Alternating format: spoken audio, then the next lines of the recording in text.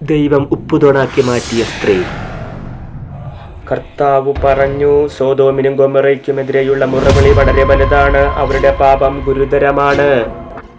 അതിനാൽ അവരുടെ പ്രവൃത്തികൾ എൻ്റെ സന്നിധിയിലെത്തിയിട്ടുള്ള വിലാപങ്ങളെ സാധൂകരിക്കുന്നോ ഇല്ലയോ എന്നറിയാൻ ഞാൻ അവിടം വരെ പോവുകയാണ്. വൈകുന്നേരമായപ്പോൾ ആ 2 ദൂതന്മാർ സോദോമിൽ ചെന്നു. വേഗം പുറപ്പെടുക, അല്ലെങ്കിൽ നിങ്ങൾ നശിച്ചു പോകും.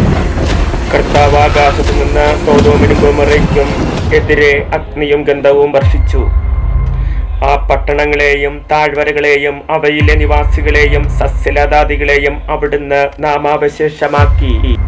സോദോമിലെ ജീവിത സുഖാനുഭവങ്ങൾ ലോത്തിന്റെ ഭാര്യയെ വശീകരിച്ചു. അവൾ പിന്തിരിഞ്ഞു നോക്കിയതുകൊണ്ട് ഒരു പുതൂണായി തീർന്നു.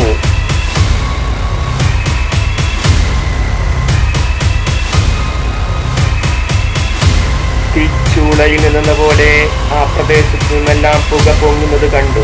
താഴ്വരകളിലെ നഗരങ്ങൾ നശിപ്പിച്ചപ്പോൾ ദൈവം അബ്രഹത്തെ ഓർത്തു. ലോത്ത് പാർത്തിരുന്ന ഈ നഗരങ്ങളെ നശിപ്പിച്ചപ്പോൾ അവിടുന്ന് ലോത്തിനെ നാശത്തിൽ നിന്ന് രക്ഷിച്ചു.